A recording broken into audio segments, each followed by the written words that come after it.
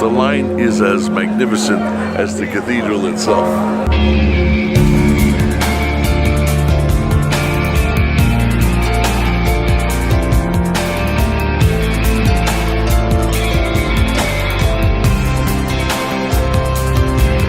Have you lost someone? Not just anyone. From inside the mirror is what's needed here. Could you be the one? Yeah, the only one that can stop this river of tears.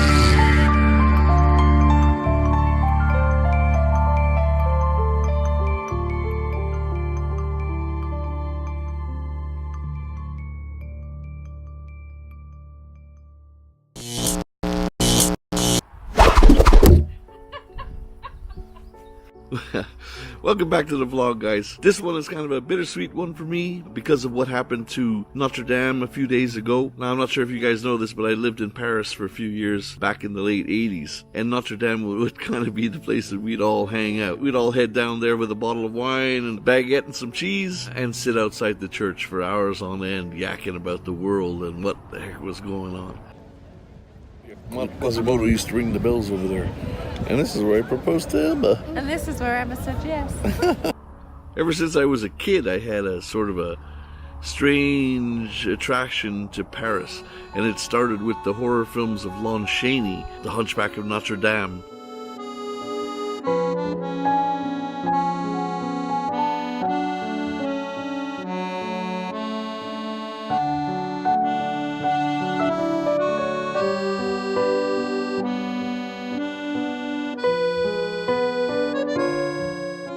And The Phantom of the Opera.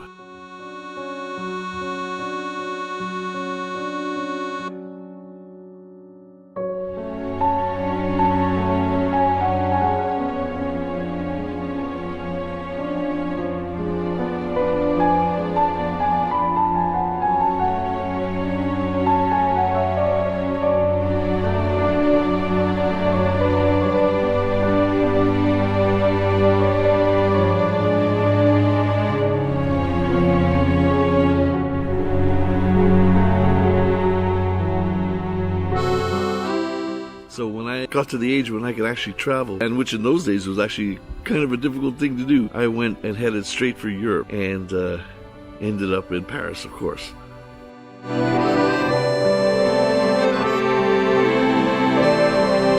The first time I visited Paris was in 1984, and I stayed on the floor of jazz musician Oliver Johnson and his roommate at the time, Jean-Jacques Avenel, who was a fantastic bass player as well.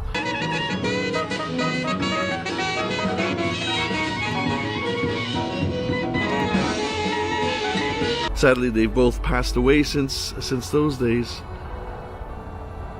But those guys helped with my love of Paris and showing me where the music joints were and that sort of thing. The first place I moved into was in the Marais at 3 Rue d'Ormesson, which was about a maybe 12-minute walk to the church from there. So, you know, it was permanent vacation in those days. So every night we would hobble on down the road and go sit in front of the church and just sat around and talked about the world. Found a place in the 11th arrondissement at 52 Rue Saint-Maur. And I lived in that place till the end of my stay in Paris in 1989. Yeah, it was kind of a chambre de bonne. A tiny little one-room apartment that we lived in. It's fantastic. I hope you enjoy the footage that I've put together here, showing you a little bit around the Montmartre area of town, and also a little bit of footage of what I had left of Notre Dame that I didn't use the last time. So here's a little bit of Montmartre and Sacré-Cœur, and then back down to say goodbye to Notre Dame towards the end of the video.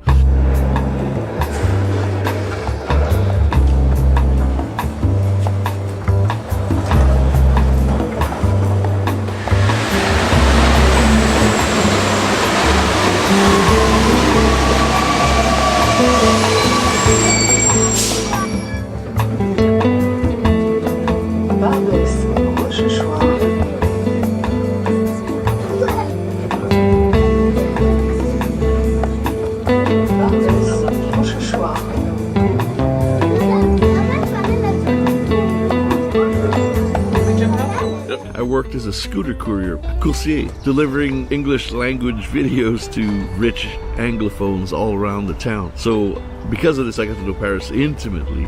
Driving around the city every day for work, you get to know the city pretty well.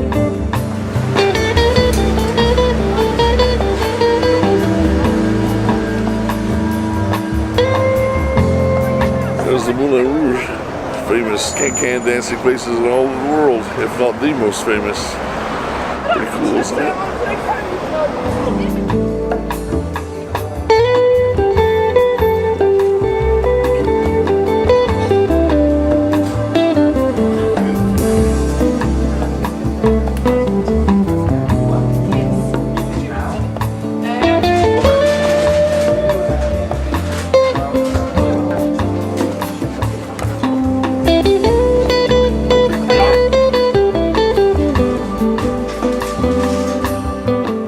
At nighttime, we would hop on the scooter and head up to the Montmartre area. We'd start off down at the bottom looking at the bohemian atmosphere down below and then make our way up to the top. And in front of Sacre-Cœur, every night there would be music played and bongos and drums played all up and down the stairs. The hours of music happening up there. Fabulous. And quite a different neighborhood from the rest of Paris.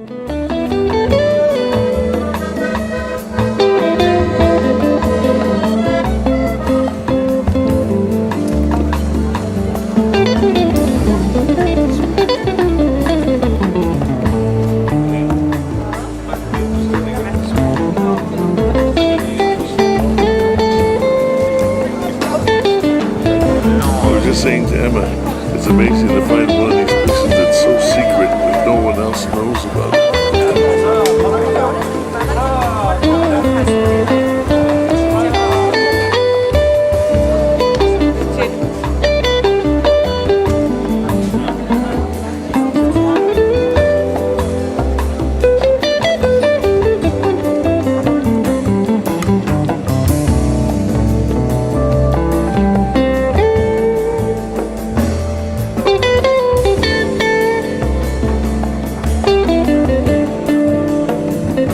Sacre-Cœur. Oh my goodness. But at least there's hardly any tourists. Paris in the summer, fantastic. And look at the views this way.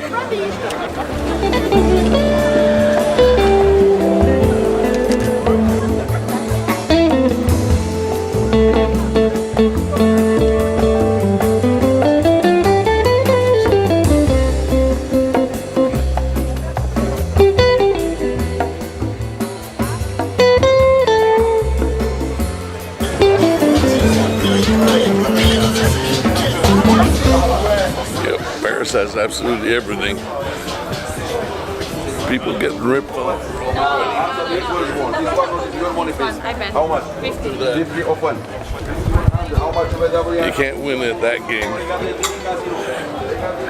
Those guys, they work together to rip off every tourist that comes by. Anyway, this is the Montmartre section of Paris, and we're just headed back to the subway for our final and eventual journey home. Right, Emma? Yeah.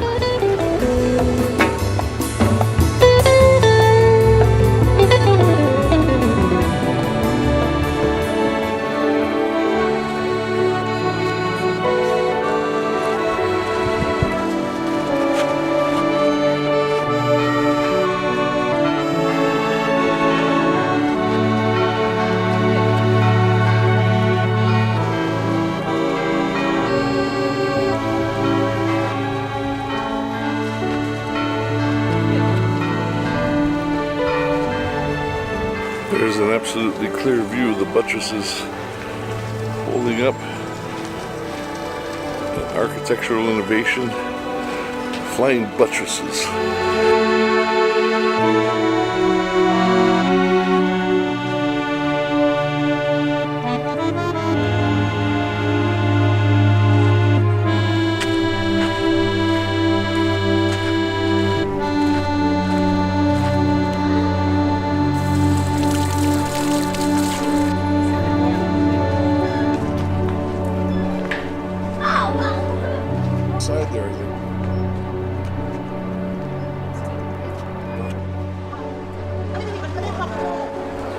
Anyway, I'd say you'll be waiting about an hour's time to get in. Right in there. And there's the actual opening station.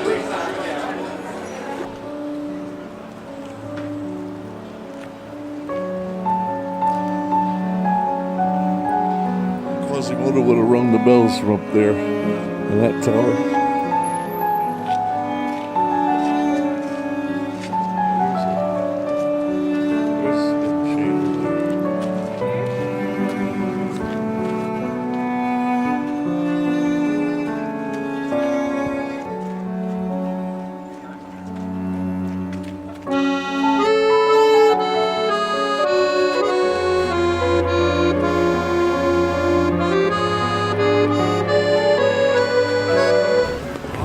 Case from Jules Marshall.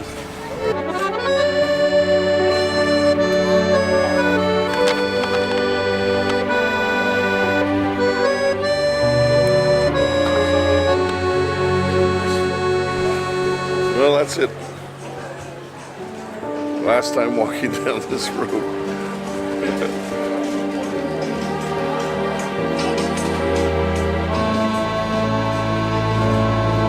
Last time saying goodbye to our hotel.